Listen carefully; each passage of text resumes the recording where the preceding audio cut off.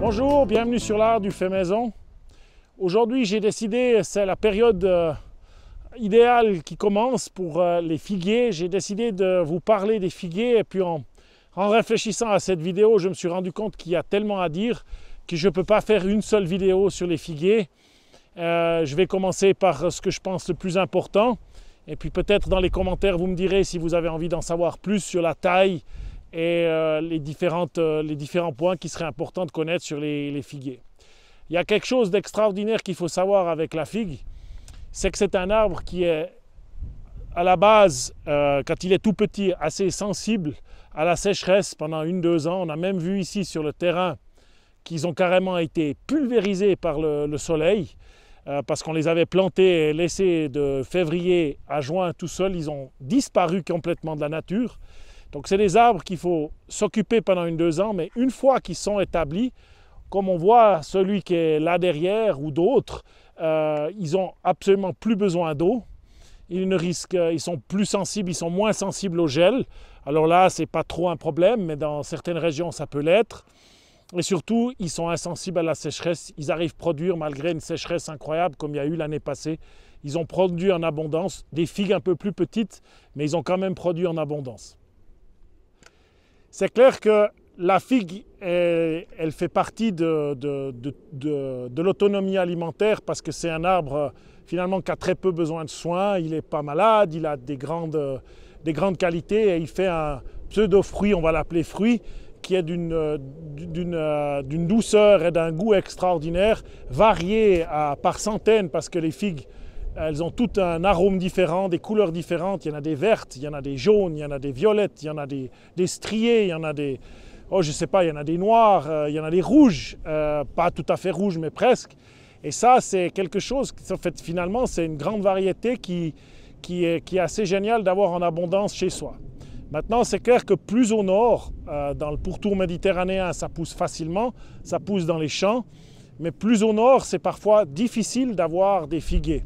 Alors, il y a plusieurs méthodes qu'on peut prendre pour essayer d'avoir des figuiers. Premièrement, c'est de privilégier un endroit protégé des grands vents du nord, c'est-à-dire les planter vers le sud ou le sud-ouest. Le deuxième, c'est d'avoir une variété qui va être moins sensible au gel. Et j'avais déjà parlé de ça une fois dans une vidéo, c'est la variété Bornholm, ou bien on l'appelle aussi précoce de Dalmatie ou précoce, j'ai vu les deux, mais c'est précoce de Dalmatie. C'est une figue qui est assez exceptionnelle d'un point de vue gustatif.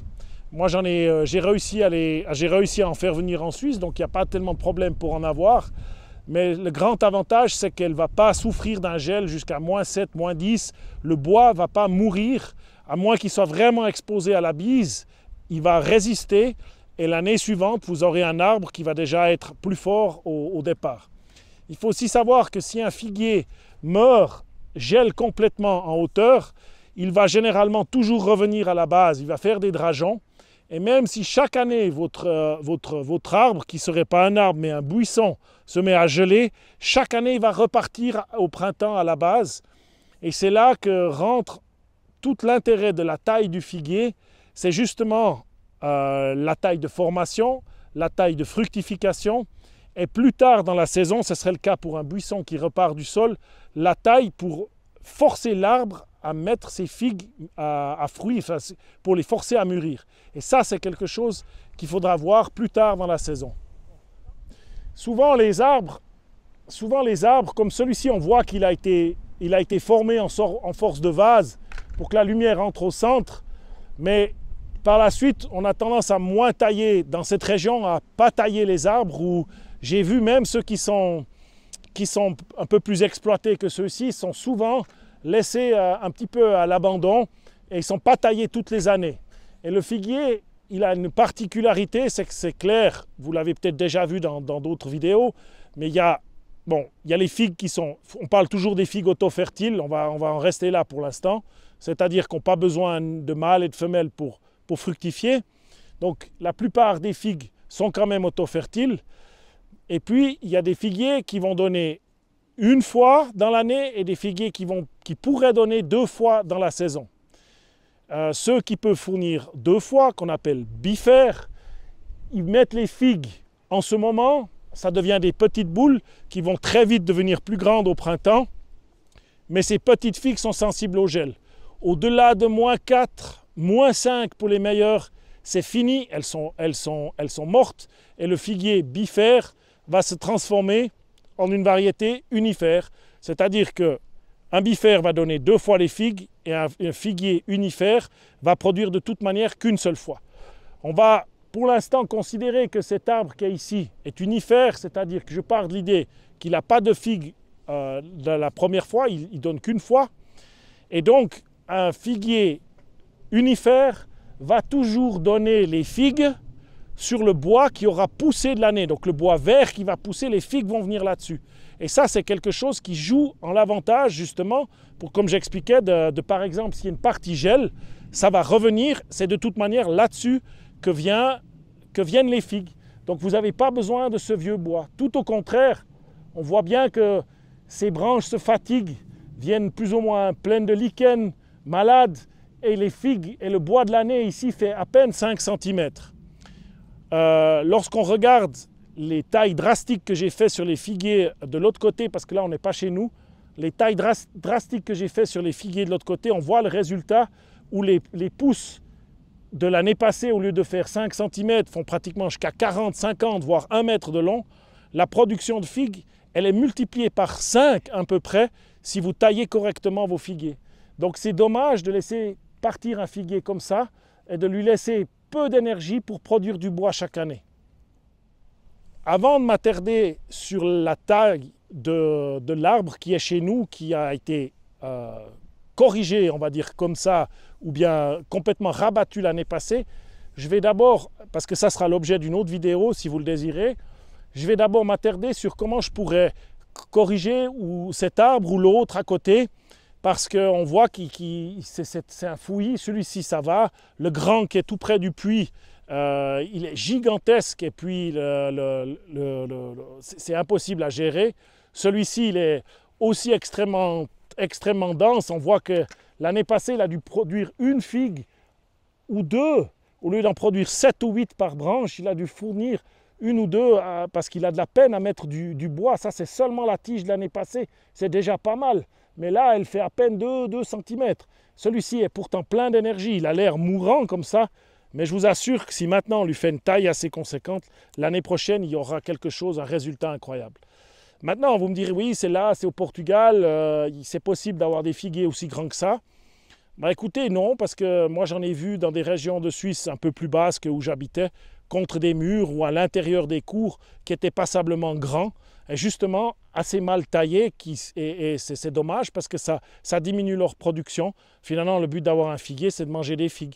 Le grand avantage aussi d'un figuier, c'est qu'il supporte toutes les tailles.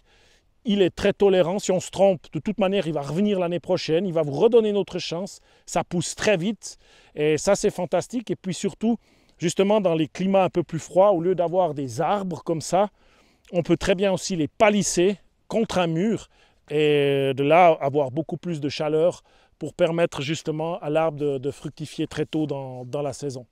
Et ça va être la clé justement du mois de mai, juin, où c'est là qu'il faut intervenir pour pousser les figues à mûrir. Donc voilà, on va d'abord regarder comment vous pourriez, si vous trouvez un grand figuier, comment vous pourriez faire et à quel point ça supporte les tailles. Et vous verrez le résultat sur celui que j'ai fait l'année passée.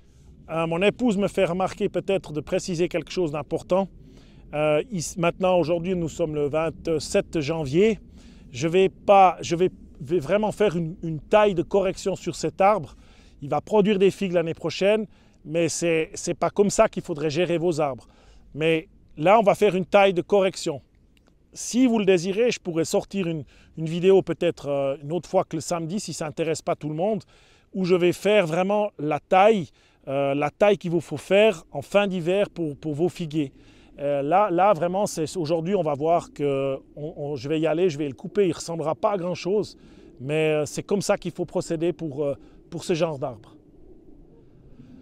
Donc là, c'est évident que je coupe déjà tout ce qui est sec et ce qui va à l'intérieur de l'arbre, tout ce qui baisse, il n'en a pas besoin. Par contre, je laisse intentionnellement un bout de branche parce que j'espère qu'il va donner des rejets éventuellement pour l'année prochaine. Mais la première chose, c'est de liquider ce qui est sec, ce qui va à l'intérieur, ce qui est petit, un peu malade. Après, on voit aussi parfois, comme c'était le cas sur notre terrain, ils sont plantés en bordure de mur. Donc l'histoire, c'est qu'on ne peut pas accueillir les figues en bas du mur. Ça ne sert à rien de les laisser aller. Celui-ci, il a une taille absolument agréable. On peut encore récolter les figues qui sont en haut en pliant le bois, parce que le bois de figuier est très souple. Mais l'autre figuier qui est près du puits là-bas, c'est plus possible de cueillir les figues. Ce sont les oiseaux qui les ramassent. Donc c'est un peu dommage. Partager, c'est toujours bien. Mais devoir mettre une échelle sur un figuier, il faut être mal intentionné. Ce n'est pas une bonne idée. Le bois de figuier est absolument friable. Si vous mettez une échelle là contre, vous avez beaucoup de chances de vous retrouver à l'hôpital parce que vous êtes tombé. Donc les figuiers, c'est important de les garder à taille humaine pour que vous puissiez récolter et éventuellement protéger vos figues. Donc c'est ce que je vais faire maintenant. Je vais rabaisser un peu ce figuier. J'aimerais qu'il ait des branches là, mais là c'est plus possible. Mais on va lui redonner une structure pour qu'il reparte plutôt en forme de vase et puis après en forme de parasol.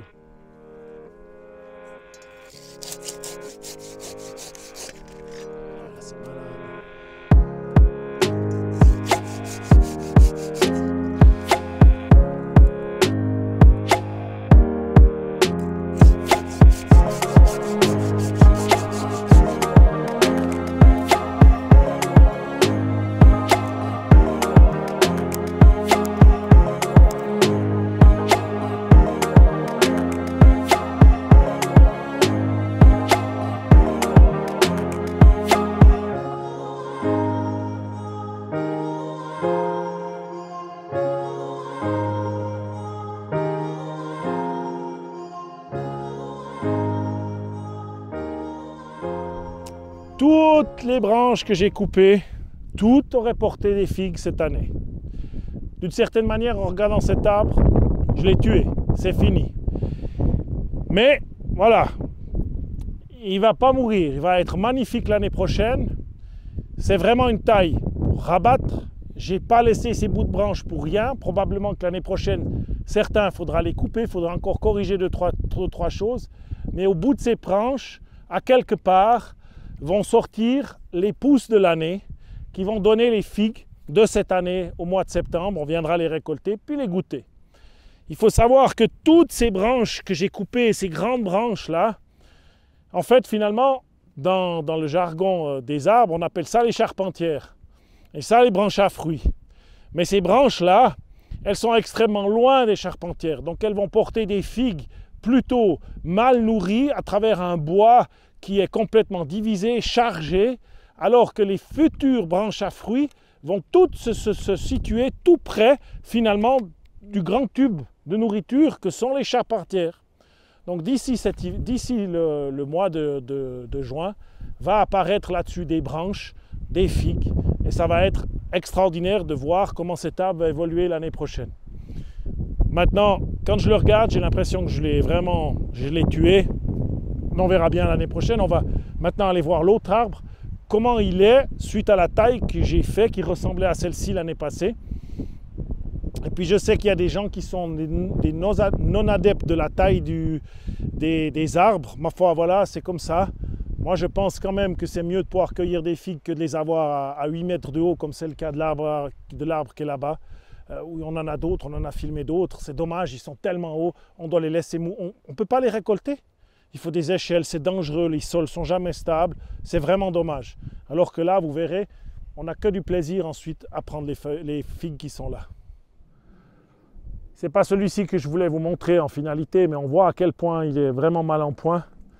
Et l'année passée, quand j'ai coupé cet arbre, il avait 2 fois la taille de celui qu'on a coupé là juste avant. Et regardez comme il a mis des nouvelles branches l'année passée, malgré son âge certain, il a mis des branches assez longues et sur ces branches il y avait déjà des figues. Celui-ci n'a pas produit beaucoup. Il y en a un autre que je vais vous montrer et puis on ira vite au troisième. Celui-là, il est vraiment en train de mourir, mais il avait 5 descendances. J'en ai laissé une, les autres j'en ai fait des marcottes. je les ai sortis de là. Il a quand même réussi à sortir quelques tiges. Celui-ci était encore plus grand, il était gigantesque. Mais on verra, on n'a pas pu vraiment bien goûter les figues. Alors on va laisser de toute manière ces arbres, tant qu'ils veulent bien produire, je les taillerai comme les autres et puis on verra ce qu'ils vont faire. Ce figuier, l'année passée on l'a coupé, je vois que même maintenant, j'aurais dû couper quelques branches plus petites. J'aurais pu la couper là et profiter que de ça. Toutes ces branches bien costaudes qu'on voit là sont des pousses de l'année passée. Cet arbre a produit environ 5 à 6 figues sur chacune de ces branches. Là peut-être 3, là peut-être 5. Vous pouvez faire le calcul de la quantité de figues qu'on a déjà ramassées là-dessus. Cette année, on va procéder, je filmerai donc là, quand je vais tailler ce figuier. C'est possible que je raccourcisse encore quelques branches. Mais disons dans le concept, je vous parlais du mur, donc j'ai raccourci, j'ai tout coupé ce qui partait sur le mur. Voilà maintenant comment ramasser des figues à hauteur d'homme, c'est quand même pratique. Et on voit qu'il a eu une pousse extrêmement forte cette année. Et l'année prochaine, sur chacune de ces branches, au moins les plus belles vont se dédoubler. Au lieu de fournir 5 figues, cette branche fournira 10 figues. Si je la coupe, elle se dédoublera avec autant de force et fournira des figues. Donc voilà, correction du figuier. Savoir aussi que quand on fait des coupes sévères à un arbre, ça c'est une règle générale, ça met du bois. Et en plus de ça, le figuier, lorsqu'on le coupe sévèrement, il drageonne plus à la base, ce qui permet de le reproduire. On voit bien là le drageon. On voit bien là, il est parti avec force depuis la base. Je vais carrément pouvoir recréer une partie de l'arbre parce que cette figue est vraiment délicieuse. Et je vais garder celle-ci, je vais garder peut-être l'autre de l'autre côté pour faire 2 branches de plus sur cet arbre. Et une partie de tout ce que je vais couper, je vais encore le bouturer. J'en ai déjà fait des boutures cet été, des marcottes.